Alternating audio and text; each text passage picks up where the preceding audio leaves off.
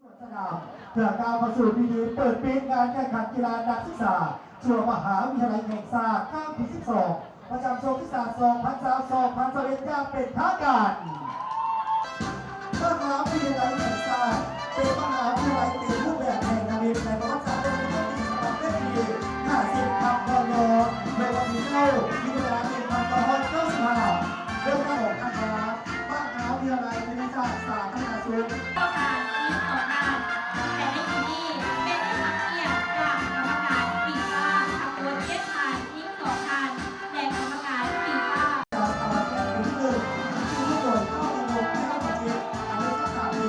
เรียนการศึกษาตลาดแก้วปีที่4คณะเกษตรศาสตร์และสาขาเกี่ยวกับโรคระบาดสาขาเทศบาลสาขาความไม่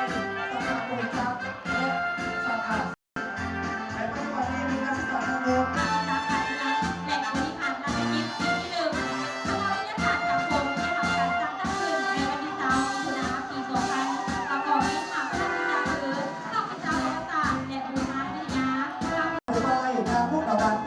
อายุ21ปี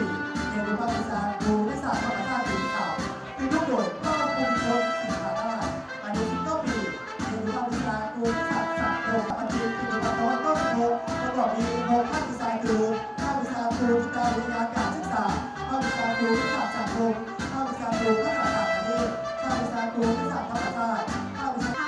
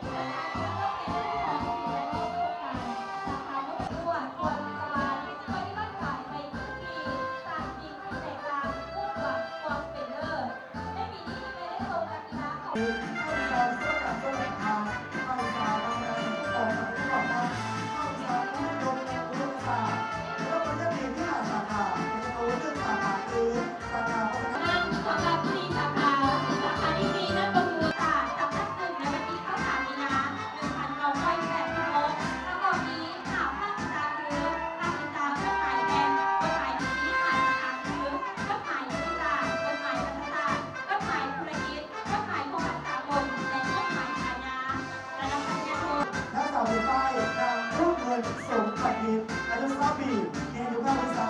เจ้าสัตว์ผู้ครองแหล่งดำไส้ผลิต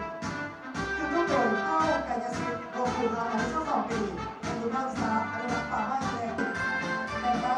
เข้าวิชาเจ้าสัตว์ผู้ครองป่าไม้เข้าวิชาเจ้าสัตว์แหล่งน้ำแหล่งน้ำโรงคณะจากภาควิชาครูวารศึกษาซึ่งเป็นคณะวิทยาศาสตร์การกีฬากายกรรมของมหาวิทยาลัยแห่งชาติในวันที่10 สิงหาคม 2016ประกอบมี4ภาควิชาคือปัจจุบันมีนักศึกษาทั้งหมด436 คนหญิง111 คน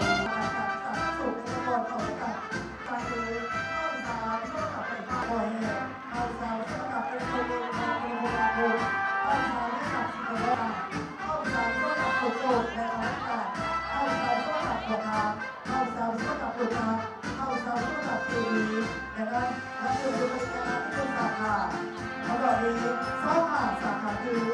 เขาจะได้จะมีนักสูตรเป็นนักเรียนเป็นนักเรียนต้องประกอบอะไรได้ทำการจัดตั้งขึ้นพร้อมกับการจัดตั้งมหาวิทยาลัยแห่งชาติในวันที่5 กันยายน 1996ประกอบมี3ภาควิชาคือภาควิชาคณิตศาสตร์วิทยาศาสตร์เคมีศาสตร์ชีวศาสตร์และวิทยาศาสตร์คอมพิวเตอร์และปริญญาตรีมีที่3 สาขาปริญญาโท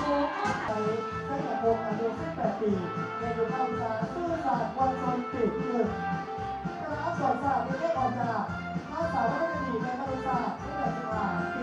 2000ในปัจจุบันที่คณะอักษรศาสตร์ประกอบมีเข้าภาษา1 ภาษาและ1 ภาษาคือภาษาภาษาอังกฤษกับเราภาษาภาษาฝรั่งภาษาภาษาอังกฤษภาษาภาษาจีนภาษาภาษาญี่ปุ่นภาษาภาษาเกาหลีภาษาสื่อสารมวลชนภ